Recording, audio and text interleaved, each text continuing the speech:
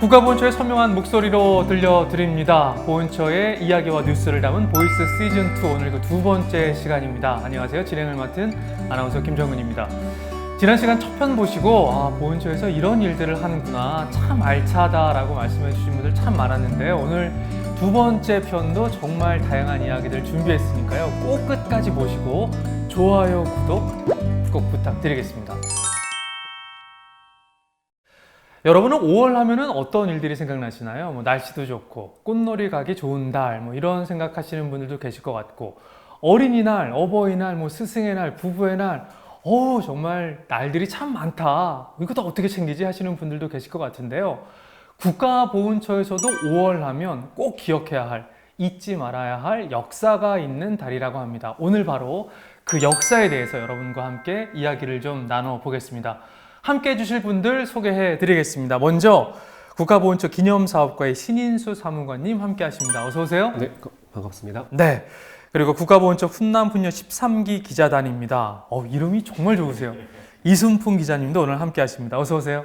네, 안녕하세요. 반갑습니다. 네. 자, 근데 오늘 제가 시작할 때 꼭 기억해야 할 역사가 있는 달이다, 이렇게 5월을 소개해 드렸는데 어떤 역사일까요?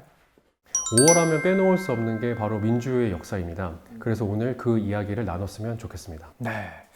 자, 5월 하면 빼놓을 수 없는 것이 지금 민주의 역사다, 이렇게 말씀을 하셨는데 그 말 들으니까 바로 많은 분들이 생각하실 것 같습니다. 바로 5.18 민주항쟁.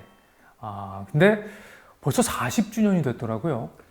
네, 맞습니다. 5.18 민주화운동 기념일이 올해 40주년을 맞이했고요. 그 외에도 다양한 민주화운동 기념일이 올해 10년 주기를 맞이했습니다. 네. 먼저 1960년에 있었던 4.19 혁명이 60주년이고요. 이것의 도화선이 되었던 대구 2.28 민주운동, 대전 3.8 민주의거, 마산 3.15 의거 등이 4.19 혁명과 함께 60주년을 맞이하게 되었습니다. 네. 그래서 저희 국가보훈처에서는 민주 10주기라고 해서 이 기념일들을 조금 더 의미 있게 기억하고 기념하고 하려고 노력하고 있습니다. 네. 그러고 보니까 2.28, 3.8, 3.15, 4.19 그리고 5.18까지 우리 역사를 좀 되돌아보면 정말 많은 일들이 있었네요. 네, 우리나라의 민주주의를 뿌리내리게 하고 크게 성장시키는 계기가 되었죠. 최근 전 세계가 코로나19의 방역 성공을 한국 민주주의의 성과라고 주목하고 있잖아요. 그 뿌리가 바로 이러한 민주의 역사가 아닌가 싶습니다. 자, 근데 아까 사무관님이 말씀하신 그 역사가 60년 전에 일어났고 또 40년 전에 일어났기 때문에 그 시절을 직접 겪지않은 지금 젊은 세대들에게는 4.19, 5.18 하면은 좀 와닿지 않는다는 분들도 많이 계실 것 같은데 사무관님이 좀 설명을 해주시면 좋을 것 같거든요. 먼저 4.19 어떤 사건이었을까요? 네, 먼저 올해 60주년을 맞이한 4.19 혁명은요, 대한민국 역사상 처음으로 국민이 최고 권력자를 몰아내고 새로운 권력을 창출한 중대한 사건이었습니다.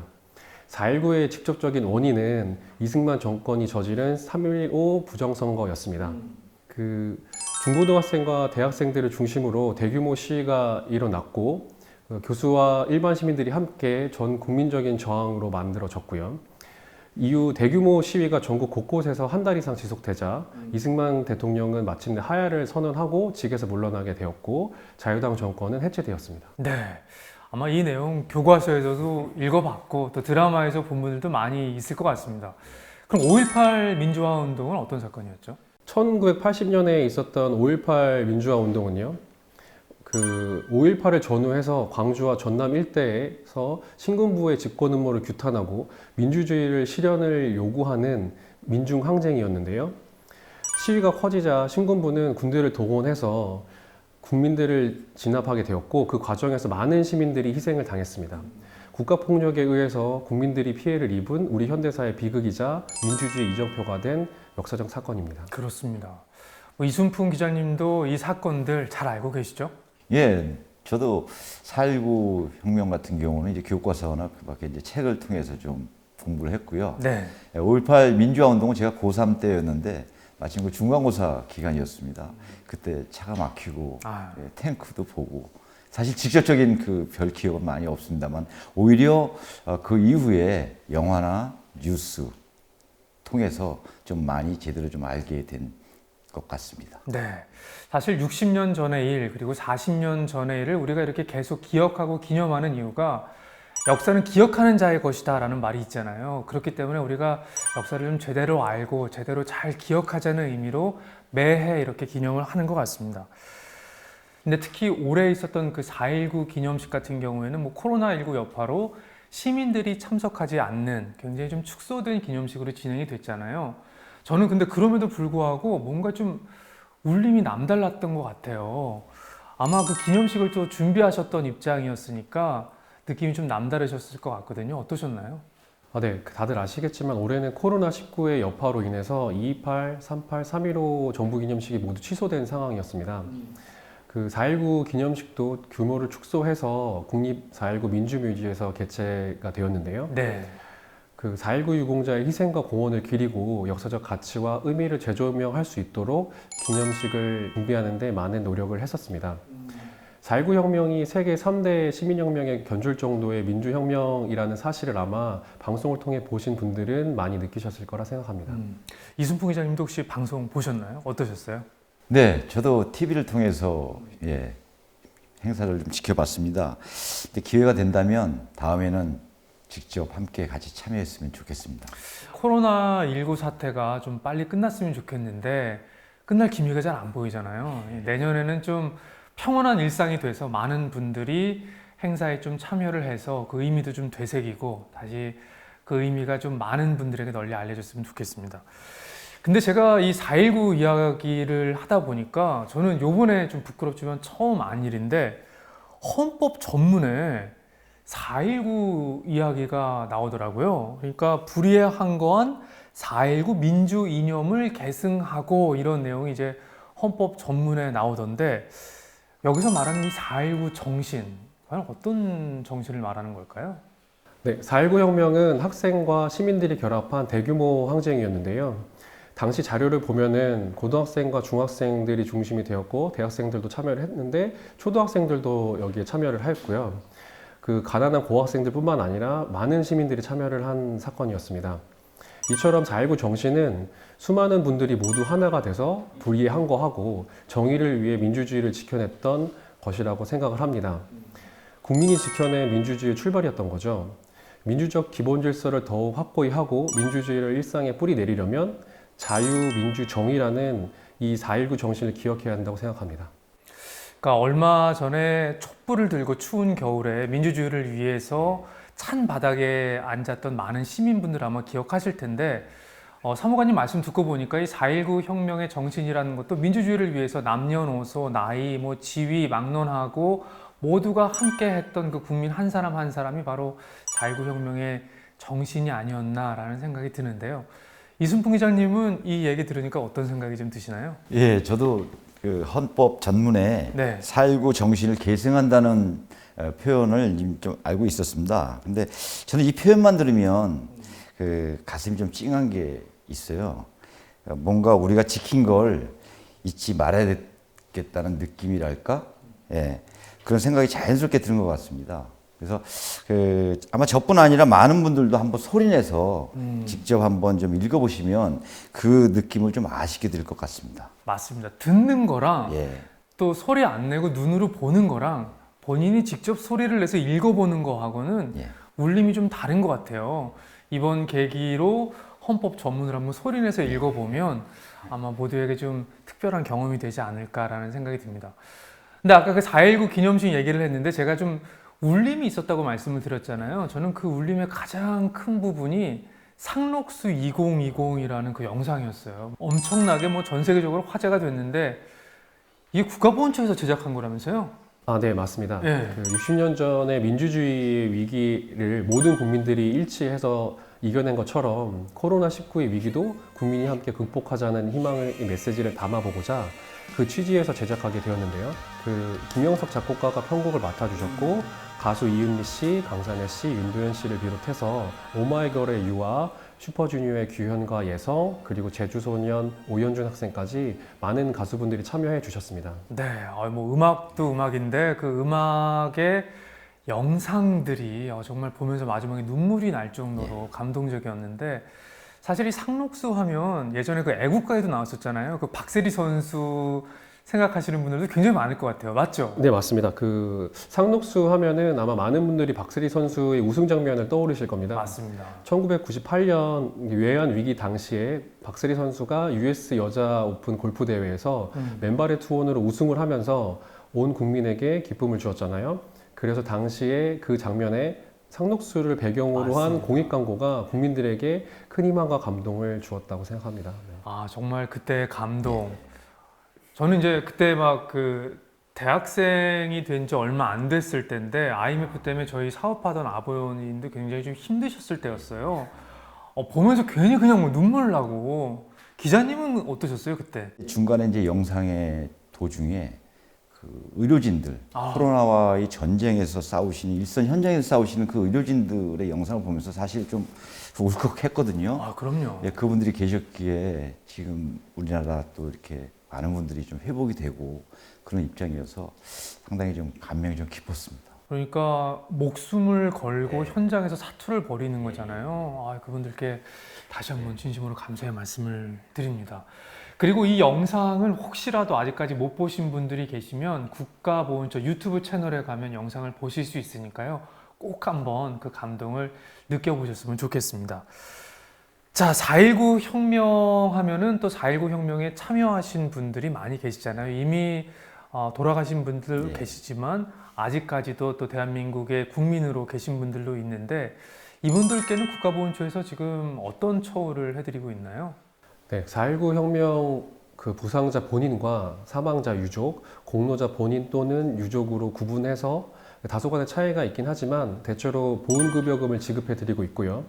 교육, 취업, 의료, 대부 지원 등 예우와 보상을 하고 있습니다. 네.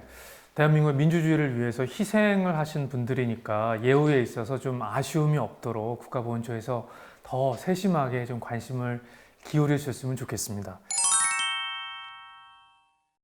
자, 이제 5.18 민주화 운동 이야기를 좀 해볼까 하는데요. 올해 40주년이 됐잖아요. 그때는 좀 괜찮아져야 될 텐데 올해 기념식 어떻게 지금 진행되고 있나요? 네, 그 올해 이제 코로나19로 인해서 이제 사상 초유의 상황이 벌어지고 있고 저희들도 이제 하루 앞을 일도 예측하지 못하는 힘든 상황인데요. 그 정부 방침과 단체 그리고 지역의 의견 등을 수렴해서 열심히 준비하고 있습니다. 네, 우리가 그 기념식을 만나보기 전에 아까 뭐 5.18 민주화 운동에 대해서 간략하게 설명을 좀 해주셨지만 그 정신을 좀 알고 그 기념식을 본다면 느낌이 좀 다를 것 같거든요. 국가보훈처에서 좀 많은 국민들에게 꼭 알려야 할 5.18 운동의 정신이라고 할까요? 그런 게 있다면 뭘까요? 1980년에 일어난 5.18 민주화 운동은 불의한 국가 권력이 국민의 생명과 인권을 유린한 비극이었습니다. 하지만 이 역사적인 사건을 통해서 우리는 민주주의가 한 걸음 더 발전하는 계기로 삼을 수 있었는데요. 그 이후에 5.18 민주화 운동의 책임자 처벌과 진상규명 등을 위한 많은 분들의 노력이 있었습니다. 아, 맞습니다. 그때 정말 많은 분들이 고통을 당하셨다는 얘기를 들었는데 그래서 그 이후에 좀 어떤 노력들이 있었나요? 그 이후에 이제 1995년에 5.18 특별법이 제정이 되었고요. 헌정질서 파괴 범죄 행위에 대한 처벌과 국가기강을 유지하고 민주화를 공고히 하려는 실천적인 노력들이 실현되었습니다. 네. 이 5.18 민주화 운동은 4.19 혁명과는 확실히 좀 다른 울림을 주는 것 같습니다. 뭐 많은 분들이 보셨겠지만 드라마, 영화, 다큐멘터리, 그리고 음악 여러 가지를 통해서 많은 분들에게 이 역사가 알려지고 있잖아요. 근데 들을 때마다, 볼 때마다 느끼는 울림이 좀 다른 것 같고요. 마음 한 곳이 정말 아프고 애잔합니다. 그래서 국가보훈처에서는 그럼 5.18 유공자들에 대해서는 좀 어떤 예우를 해드리고 있나요? 5.18 민주유공자는 그 사망자 또는 행불자의 유족, 부상자, 희생자로 나눠서 지원을 해드리고 있고요. 수업료나 의료 지원, 취업, 대부, 주택 지원 등을 해드리고 있습니다. 그 보상금이나 수당에 대해서는 5.18 민주유공자의 경우에는 행안부 소관 법률인 5.18 민주화운동 관련자 보상 등에 관한 법률에 따라서 사망자, 행불자, 부상자에 대해 일시 보상금을 이미 지급했습니다. 그런데 일부에서는요, 이 민주유공자분들과 그 6.25 참전 유공자분들을 비교해서 이거 좀 형평성에 어긋난다, 뭔가 좀 다르다 이런 가짜 뉴스를 퍼뜨리는 분들도 계시더라고요. 이게 정확한 이야기를 좀 해주셔야 될 것 같아요. 네, 맞습니다. 가끔 온라인상에 보면은 6.25 참전 유공자 분들과 5.18 민주 유공자 분들에 대한 이제 처우를 단순 비교해서 이제 6.25 참전 유공자에 대한 이제 대우가 소홀하다는 이제 잘못된 정보가 확산되고 있는데요. 국가보훈처 블로그에 제대로 된 정보를 올려놓고 있으니까 한번 차분하게 보셨으면 좋겠습니다. 네.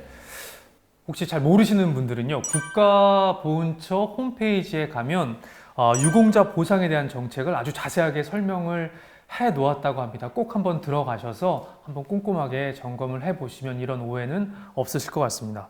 자, 이제 어느새 마지막 이야기를 좀 해볼 텐데요. 4.19 기념유산이 국가등록문화재로 등록하게 되었다는 소식을 저도 들었습니다. 근데 5.18도 유네스코 기록유산에 등재됐다고요? 네. 그 5.18 민주화운동 관련 기록물은 2011년도에 이미 유네스코 세계 기록유산으로 등재가 되었고요. 그 최근에 문화재청에서는 4.19 혁명 부상자 명단과 부정선거 자료, 계엄 선포문 등 4.19 혁명 문화유산을 집중 발굴해서 민주화 유산으로는 처음으로 국가등록 문화재로 등록을 추진한다고 합니다. 네. 네. 아울러 이제 4.19 혁명 60주년을 맞아서 유네스코 세계 기록유산 등재를 추진을 하고 있고요. 우리나라를 넘어서 세계 속의 자랑스러운 역사로 입증받겠다는 계획입니다. 그렇습니다. 민주주의를 위해서 많은 국민들이 불의에 항거한 우리의 정말 자랑스러운 역사니까 국가 등록 문화재는 물론이고요. 세계 기록 문화유산으로도 좀 등재돼서 세계인들이 대한민국에는 이런 멋진 민주주의의 역사가 있구나 모두가 좀 기억하는 그런 일이 좀 됐으면 좋겠습니다.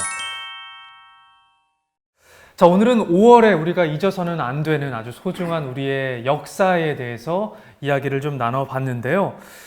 자, 먼저 이순풍 기자님, 오늘 함께 하셨는데 어떤 생각이 드셨어요?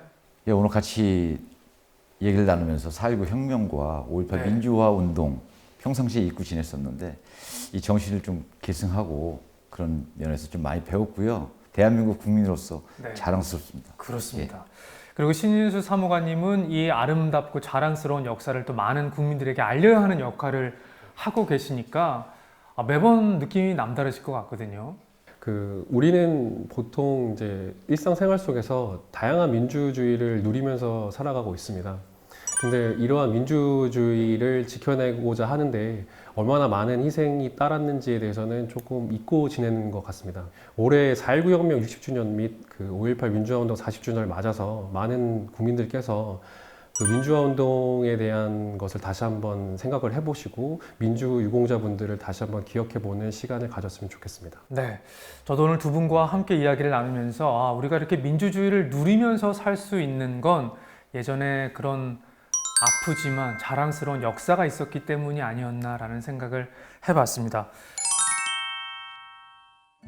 보훈처의 이야기와 뉴스를 담은 보이스 오늘은 여기서 마치겠습니다. 다음에 더 좋은 목소리 그리고 더 나은 알찬 내용으로 여러분께 인사드리겠습니다. 오늘 함께해 주신 두 분 고맙습니다.